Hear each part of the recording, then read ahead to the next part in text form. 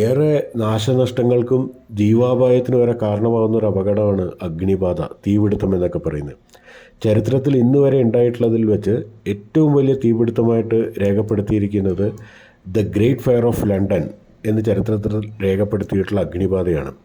1666 September 2 ഞായറാഴ്ച തൊട്ട് September 5 ബുധനാഴ്ച വരെ നീണ്ടു നിന്നു.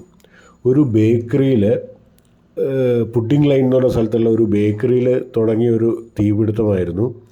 അത് വളരെ പെട്ടെന്നായിരുന്നു അത് പലയിടങ്ങളിലേക്കായിട്ട് വ്യാപിച്ചത്. അത് വ്യാപിച്ചു കഴിഞ്ഞിട്ട് പറഞ്ഞാൽ വിശ്വസിക്കില്ല, ഏതാണ്ട് 13,500ഓളം വീടുകൾ പൂർണ്ണമായിട്ടും കത്തിച്ചാമ്പലായി.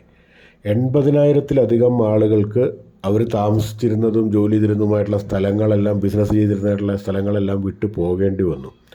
അത്രയും വലിയൊരു അപകടമായിരുന്നു അത്. ഇത്രയൊക്കെ വലിയ അപകടമായിട്ട് പോലും അതിൽ വെറും 6 പേർക്ക് മാത്രമാണ് ജീവൻ നഷ്ടപ്പെട്ടത്.